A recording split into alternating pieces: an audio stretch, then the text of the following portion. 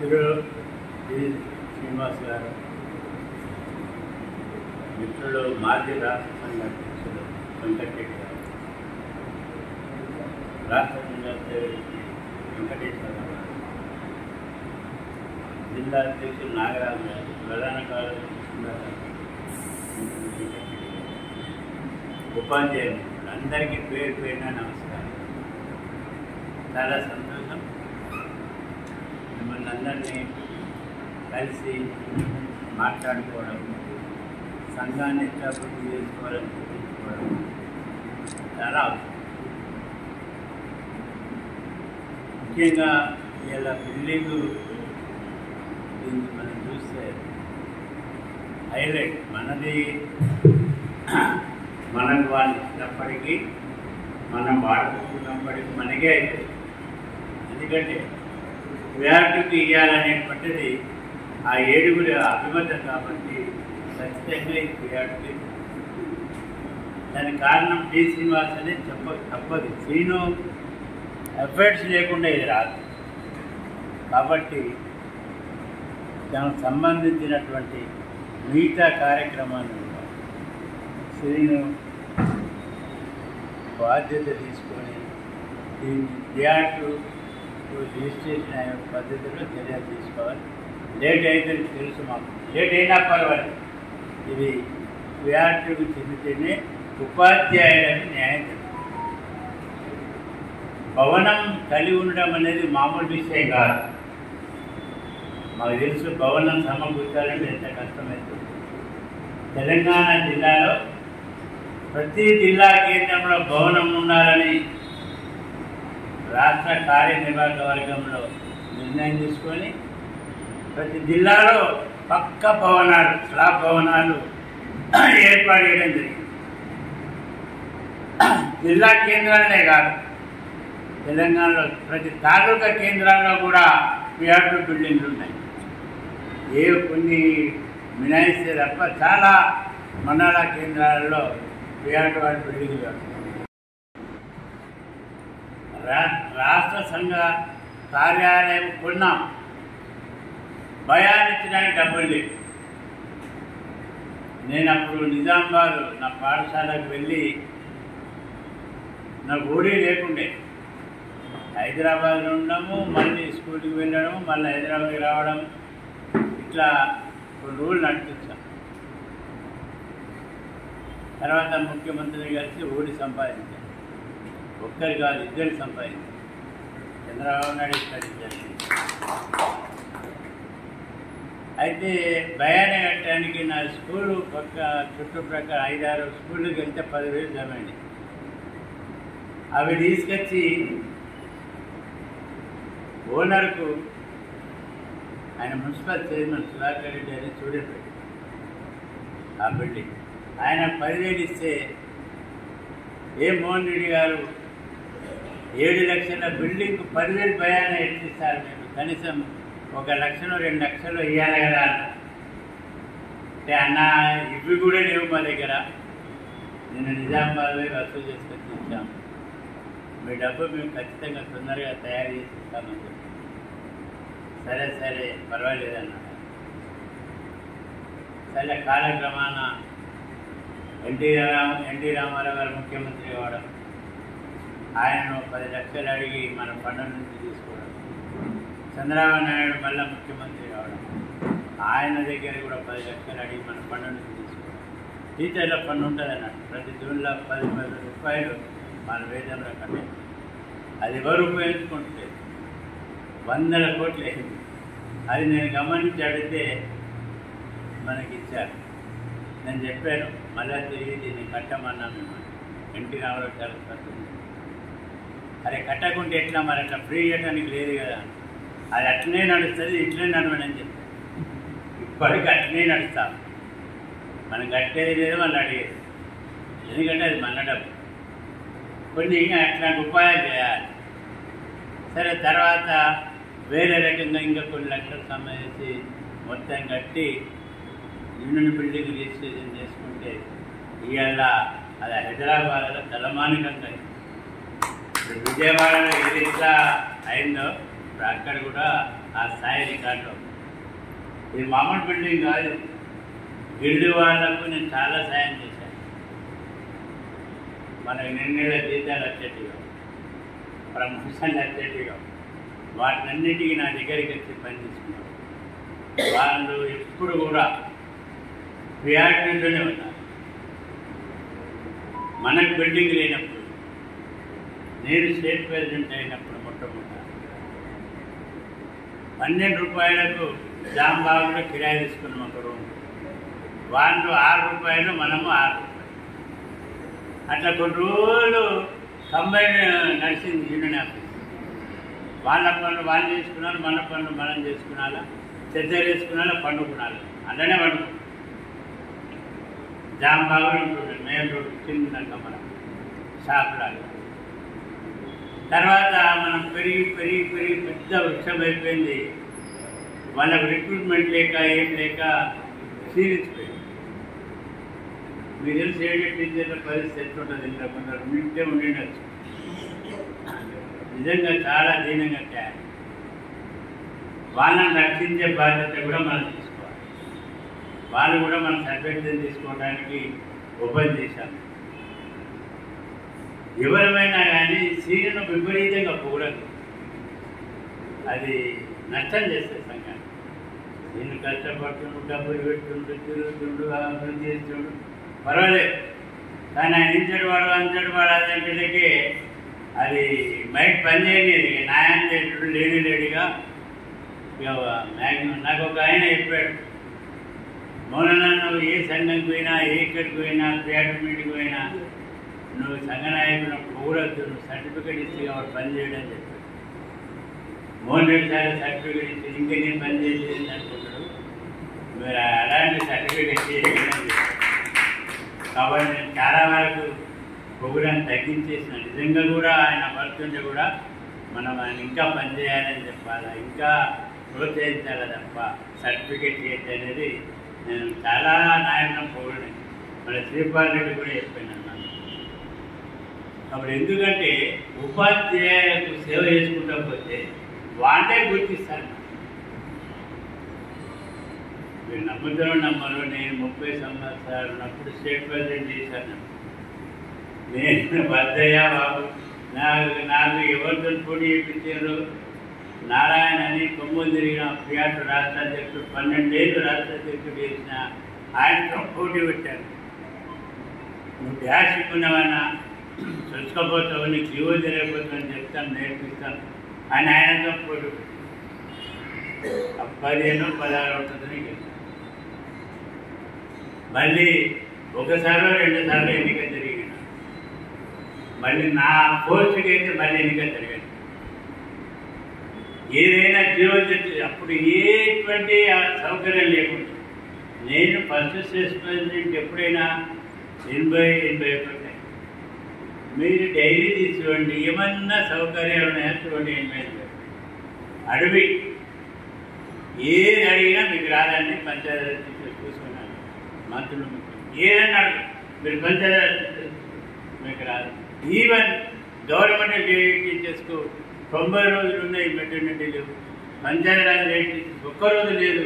ఇవ్వండి అంటే కూడా పంచాయతీరాజ్ టీచర్స్ రాదు. అట్లా కొన్ని రోజులు మన లేట్ టీచర్స్ మెటర్నిటీ రాలే. ఒకరోజు బాగా గట్టిగా చాలా గట్టిగా ఆర్గ్యుమెంట్ చేశారు. అప్పుడు గవర్నమెంట్ కొట్టుకొని 45 రోజులు, మనకు 90 రోజులు, మనకి 40. మళ్ళీ మనకు 90 రోజులు తీసుకొచ్చాం. మనకు 120, మనకు 120, మళ్ళీ మనకు 180, మళ్ళీ మనకి ఏం చేస్తే వాళ్ళకు కూడా అది వస్తుంది. మనకు లేని అనేక సౌకర్యాలు, గవర్నమెంట్ టీచర్స్కి లేని అనేక సౌకర్యాలు మనకు తెలుసుకొని వాళ్ళకు కూడా వర్తిస్తాయి. అనేక జీవులు అంటే అనేక జీవులు తీసుకుంటాం, 100,000. అందులో ఇప్పుడు నాకు ఒక జీవో పనిచేస్తుంది. ఎవరైనా చెప్తారా? ఒకటే ఒక జీవన వరిగిస్తుంది. 100,000 జీవనం తీసుకొస్తుంది. 87 జీవని 50% పెన్షన్ జీవన పనిపిస్తుంది. నా పెన్షన్ ఎవరైనా చెప్తారా ఎంత వస్తుందో? పెన్షన్ ఎవరైనా ఊరికి చెప్పచ్చు కదండి. ఏమన్నా దండగా పెట్టేది 72,000. ఇంకా 80,000 వెరీ గుడ్. ఇంకా నాకు 1,04,000 pension 50% pension. Graduate master retired అయిన ప్రతి వాళ్ళకి 1,00,000 పైన వినడం గురించి చంద్రబాబు నాయుడు స్ట్రైక్ నోటీస్ ఇస్తే అప్పుడు 50% జీవో తీసుకొచ్చిన 96 ఎందుకు చెప్తున్నా ఇవన్నీ అంటే ఆ రోజులలో పెన్షన్ రావడమే కష్టం ఉండే. వచ్చిన ఏదో సూత్రం ఉండే N/1 = 12 × 36 సర్వీస్ చేసిన కాలం = పెన్షన్. అవన్నీ అట్లా వేయడానికి 2,000 1,500 పెన్షన్. ఆ సిస్టమ్ మార్చి ఒకటేసారి 50% తీసుకురాగానే 70,000 రిటైర్ అయింది. ఇప్పుడు ఆయన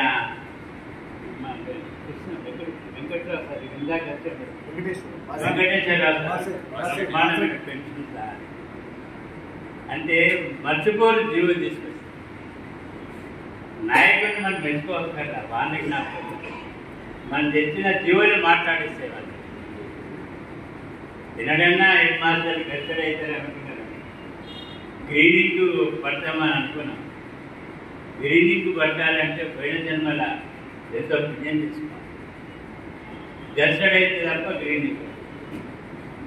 ప్రతి స్కూల్కు ఒక హెడ్ మాస్టర్ పోస్ట్ క్రియేట్ చేయించారు వైఎస్ రాజశేఖర. 6,000 ఎగ్జిక్యూటివ్ పోస్టులను 6,000 హెడ్ మాస్టర్ పోస్టుగా అప్గ్రేడ్ చేశారు. 2 ఇంక్రిమెంట్ పోస్ట్ అంటే ఆయన కూడా మొత్తం 6,000 ఒకటి 9,000 హెడ్ మాస్టర్ పోస్టులు రాష్ట్ర వ్యాప్తంగా నెరిమెల్లి తినాలనుకో వాళ్ళని టిఫిన్కి పోతే ఆయన నేను ఇంట్లో టిఫిన్ చేస్తుంటే అన్న గెస్టడీ హెడ్ మాస్టర్ అంటే మీకెందుకు రా గెస్టడీ దానికి కారణాలు చెప్తున్నా. బాగా రెస్పెక్ట్ వస్తుంది. విలేజ్లో హెడ్ మాస్టర్ ఉంటాడు. జిరాక్స్ వెళ్ళి అప్పుడు మరి సంతకాలు పెట్టడానికి గ్రూప్ కార్పొరేట్ వడిగేస్తుంది అని కన్విన్స్ చేస్తే సరే మీరు ఒకటి పెట్టుకోండి అది ప్రకటన చేస్తున్నాడు. అట్లా మీటింగ్లో ప్రకటన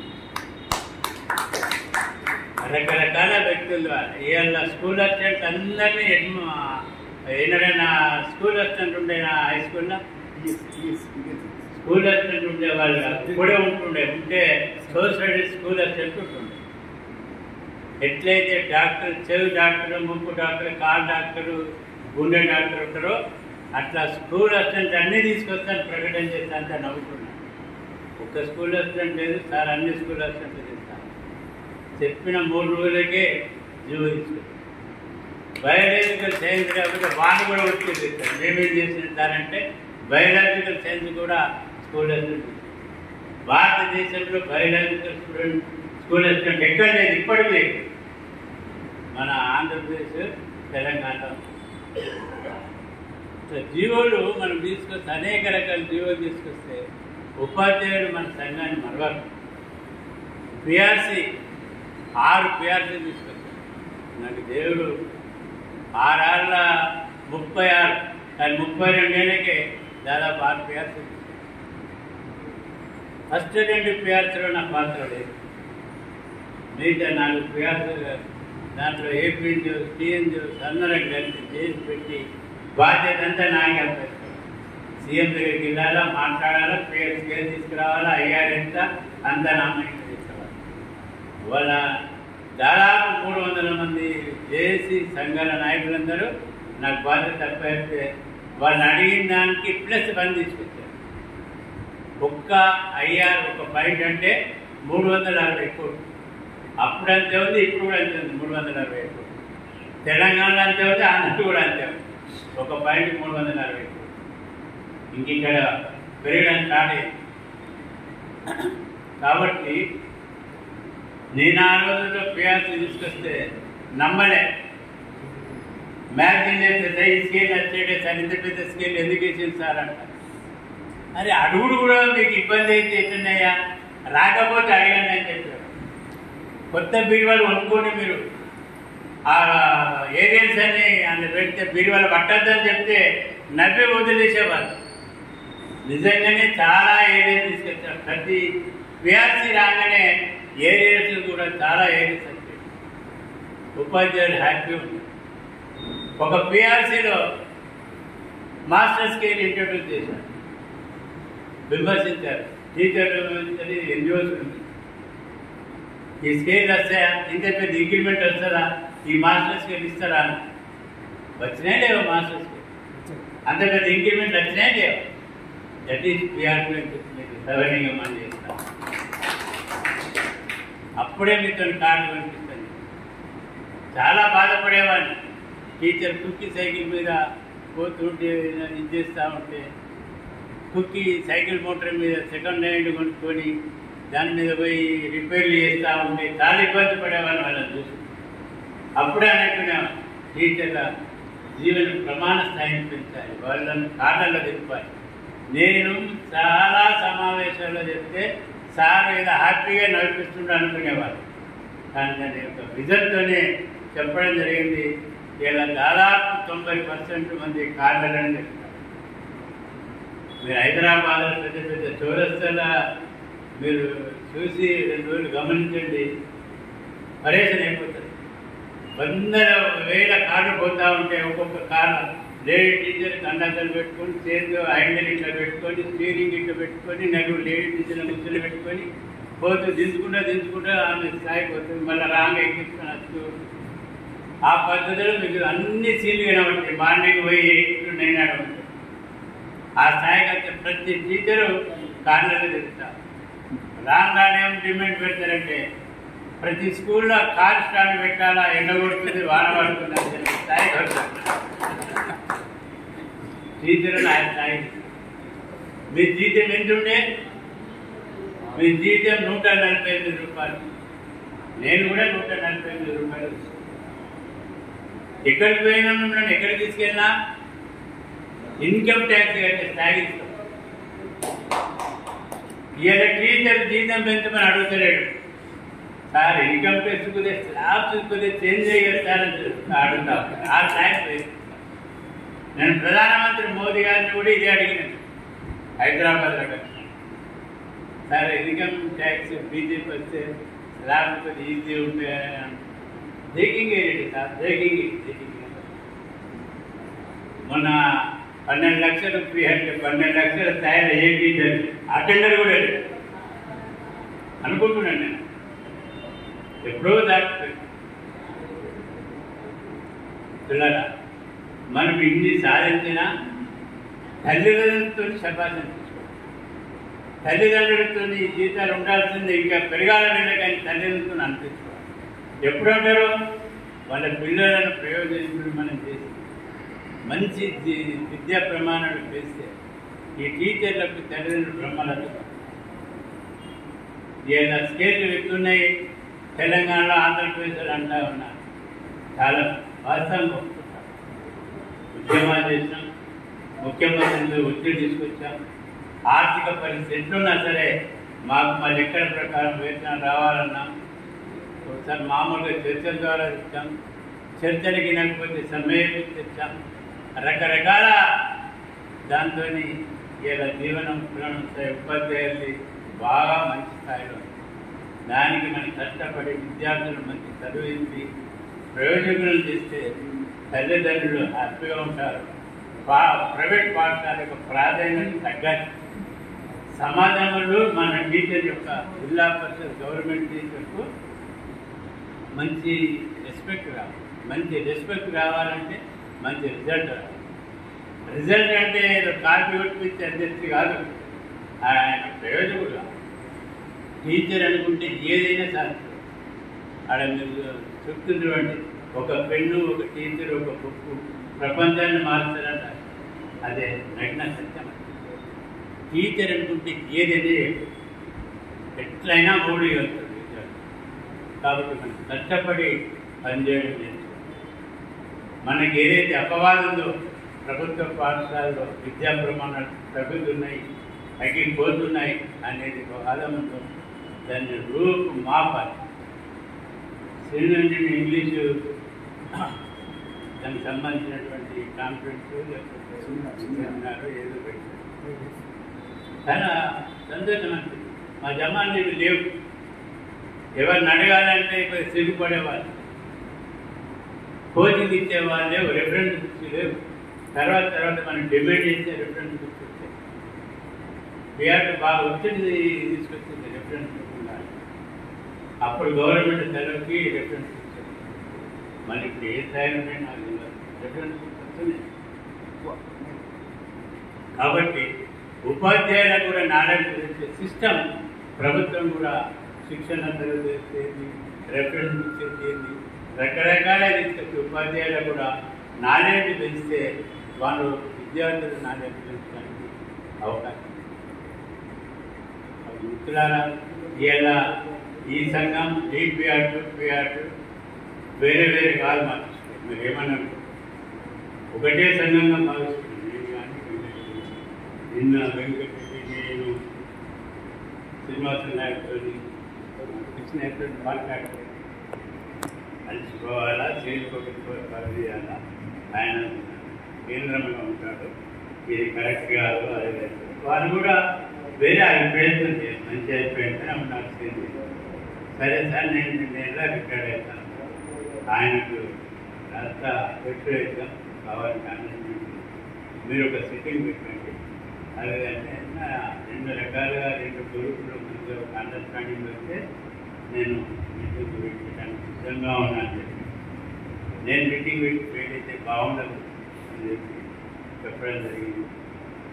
దీన్ని తొందరలోనే కలపడానికి మేము ప్రయత్నం చేస్తాం. కానీ రెండు గ్రూపుల వాళ్ళు కూడా, ఉపాధ్యాయులు కూడా కలుపుకోవాలి. అందరూ చెప్పారు సార్, రెండు కలపండి సార్. ప్రతి టీచర్ చాలామంది చెప్పింది. మొట్టమొదటి తక్కువ కనబడ్డారు, ఎట్టయితే టైం అవుతుంది. చాలామంది మీటింగ్ మేము తిరిగి తీసిన తర్వాత చాలామంది టీచర్ సార్ రెండు కలపండి సార్, కలపండి. సీనుకు సీమైనట్టు కూడా ఉండదు. కాబట్టి సీను పనిచేసేట్లో, వెంకటేశ్వరరావు పనిచేసేట్లో మాకు అనుమానం లేదు. నేను చేపించిన వాళ్ళకి ఏళ్ళ కొద్ది పదవులు నేనే ఇచ్చాను. వాళ్ళ ఎక్స్పెక్ట్ మేము పదవులు ఎట్లా ఇస్తామంటే అలా తప్ప అయ్యాం. ఆయన ఏ విధంగా పనిచేస్తుంది గమనిస్తాం, గమనించి ప్రోత్సహిస్తాం. లైన్లకు రాగానే పోస్ట్ ఏ రికమెండేషన్ పనిచేయమని. మీకు తెలుసా, 18 మంది ముఖ్యమంత్రులు చాలామంది నా ప్రెసిడెంట్ ఉంటే స్టేట్ జనరల్ రికమెండ్ చేశారు. మా జిల్లా ఆయనకి ఏంటి, మనోడికి ఏంటి, నేను ఉన్నా కదా సార్, ఇంకా వాళ్ళని వీళ్ళని ఎక్కడికి వెళ్ళిస్తాం సార్, చాలా టైట్ ఉంటుంది సార్, మనకి రేపటి ఓకే నువ్వు ఉంటుంది సార్ అని. అంటే నా పరిస్థితి తెలుసుకునేవాళ్ళు. వ్యాఖ్యలకు పోస్ట్ చేయాలంటే ఇంత టైట్ ఉంటుందో ముఖ్యమంత్రి తెలిసింది. ఆ పద్ధతిలో ఎలక్షన్ జరిగింది. రాజశేఖర్ రెడ్డి 200 మంది యూనిఫామ్లో ఎస్ఐలను సర్కిల్ ఇచ్చి పెట్టడం పెట్టారు. నాకు అది తెలియదు. ఎలక్షన్ అయిన తర్వాత మీరే గెలుస్తారు తెలుసు మొన్న. అయినా కూడా జాగ్రత్త గురించి పోలీసులు బందోబస్తు తెలుగుదేశంలో పెట్టినా మీకు తెలియకుండా రాజశేఖర్ ఒక అభిమానం. ఎవరైనా సరే పేరు అంటే ముఖ్యమంత్రి కూడా అభిమానం. మీరు మన మాట ఎత్తే ఉంటారు. మనకు కష్టం వచ్చినప్పుడు పొలిటికల్ కూడా సాయం ఏమైనా చేస్తారు. మేము సాయం చేసిన ముఖ్యమంత్రిని ఖచ్చితంగా సాయం చేసేవాళ్ళం, సంఘపక్షాలు సాయం చేసేవాళ్ళం. కాబట్టి ఇచ్చిపుచ్చుకొని జోడి కూడా ఉండాలి. సంఘ నాయకులు ముఖ్యమంత్రితో మంచిగా ఉండాలి, అవసరమైనప్పుడు కొట్లాడాలి, ఉపాధ్యాయులకు మంచి క్రియాలు తీసుకోవాలి. ఇవన్నీ కొన్ని చిట్కలు ఉంటాయి సంఘ నాయకులు ఎదగడానికి. అర్థమైందా? డిఏలు కానీ పిఆర్సీలు కానీ కాంప్రమైజ్ కావాలి సంఘ నాయకులు. ఎందుకంటే ఆర్థికంగా వచ్చేది అది. ధరలు పెరిగితేనే డిఏలు ఇస్తా ఉంటాయి. డిఏలు లేట్ అయితే ఇప్పుడు మా స్టేట్లో 5 డిఏలు రావాలి. నేను చెప్పాను, వెంకటరెడ్డి, నేను శ్రీపాల్ రెడ్డి సార్ ఇట్లా కష్టం అవుతుంది, కనీసం ఒక 2 అన్నా రిలీజ్ చేయండి. 2 రిలీజ్ చేయడానికి ప్రయత్నం చేస్తాను. ఆయన పరిస్థితి ఆయన చెప్తున్నాడు. డబ్బులు చాలా వరకు వడ్డీ కడుతున్నామన్నా ఇట్లా 8,000 కోట్లు ఇంకా మమ్మల్ని గుర్తులు పెట్టి సందేహం. కాబట్టి ఇవన్నీ మనం ఆలోచన చేసి అకలింపు చేసుకొని సంఘాన్ని ఆ పద్ధతిలో శ్రీను కష్టపడుతుంది, తీసుకెళ్తా ఉన్నాడు.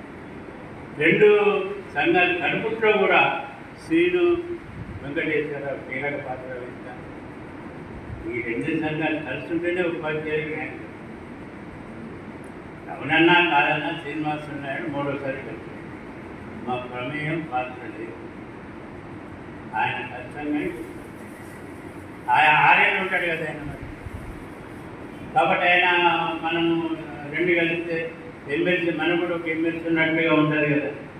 మళ్ళీ రెండేళ్ళకు ఎప్పుడు ఎమ్మెల్సీ చేసేటప్పుడు శ్రీను నిలబడి అంటా ఉన్నాడు వెంకటరెడ్డిని.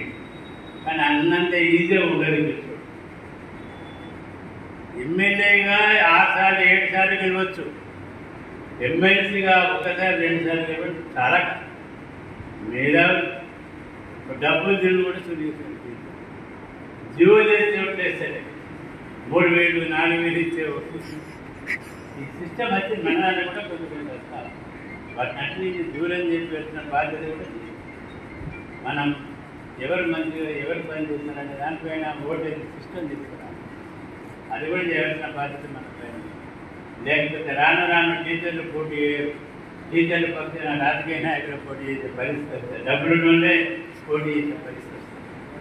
కాబట్టి ఆ విధానాన్ని సరి చేసే బాధ్యత కూడా ఉపాధ్యాయుల పైన ఉంటుంది. విషయాన్ని సందర్భంగా ఏదేమైనా శ్రీను మన వెంకటేశ్వరరావు అండర్స్టాండింగ్ పద్ధతులకు పోతా ఉన్నారు, ఒకే నాయకత్వం మీద పోతా ఉన్నారు. దీన్ని ఇంకా విద్యార్థుల తెలియని చేసే టైం వరకు మీరు కష్టపడి పెంచండి. మీకు గౌరవం మరి ఫుల్ సపోర్ట్ మేము వీళ్ళకు వాళ్ళకి అనేది ఉండేది. వీటి సపోర్ట్ నిన్న కృష్ణయ్య చెప్పాడు. మొత్తం మీరు మోహన్ రెడ్డి సార్ పీరియడ్ చెప్పుకుంటాం మీ గురించి చెప్పకపోతే మా సంఘం గురించి మీ గురించి చెప్పకపోతే నడవదు మాకు. మరి మీరేమో మొత్తం అట్టే నేను చెప్పాను. వెంకటరెడ్డి ఏదో లెటర్ ఇచ్చిందన్నది నన్ను అడగకుండా ఇయ్యాడు, ఆయన ఇయ్యలేదని చెప్పాడు. ఆ లెటర్ పెట్టాను ఎవరెవరు ప్రజలు సేకరించాను నాకు అట్లా చెప్పాడు ఆయన. తప్పది, అట్లా జరగలేదా తెలియకుండా. కాబట్టి నేనేం చేస్తున్నాను, మనం కష్టపడి ఉపాధ్యాయులు మంచి చేస్తే ఉపాధ్యాయులు మనం గుర్తించాలి, ఇంకా గుర్తిస్తాం. సంఘ నాయకుడు ఎప్పుడు కూడా ఉపాధ్యాయులకు ఏం చేయాలి, ఏ జీవో తీసుకొస్తే ఎంత లాభం అవుతుంది, మనకి ఎట్లా లాభం చేయాలా, ఎట్లా సౌకర్యం తీసుకురావాలా, ఆలోచన సంఘ నాయకుడికి ఎప్పుడు అది ఉండాలి. ఉంటేనే ఉపాధ్యాయులు సుఖంగా ఉంటాడు, కష్టపడడానికి అవకాశం ఉంది. ఆ పద్ధతులు నేను చేసినా మిమ్మల్ని కూడా చేయమని చెప్తా ఉన్నాను. నేను పనిచేసి సంఘ నాయకుడు పోయిన తర్వాత వెంకటరెడ్డిని ఊరికే ప్రెసిడెంట్ పెట్టాను. ఆయన జిల్లా ప్రెసిడెంట్ ఎట్లా పనిచేసిండు, ఎట్లా చేసిండు ఆలోచన చేస్తే స్టేట్ ప్రెసిడెంట్ పెట్టాడు. ఇద్దరము కలిసి సెటిల్మెంట్ చేసుకుని 9 ఏళ్ళు ఆయన ముందుకు తీసుకెళ్ళాడు. కాబట్టి కలిసి ఉండడం తప్ప వేరే మార్గం లేదు. ఉపాధ్యాయులకు లాభం జరగాలంటే రెండు పేరు ఒకటి కావాలి. దానికి నా పాత్ర ఎదుర్కొంటాను, వెంకటరెడ్డి పాత్ర చేస్తాం, ఒకటిగా చేస్తాం. ఖచ్చితంగా ఒకటి అయితేనే విశ్వాసం నాకు ఉందనే విషయాన్ని నేను ఎందుకు చెప్తున్నానంటే వాళ్ళు కూడా సానుకూలమైన పద్ధతుల్లో ఉన్నారు.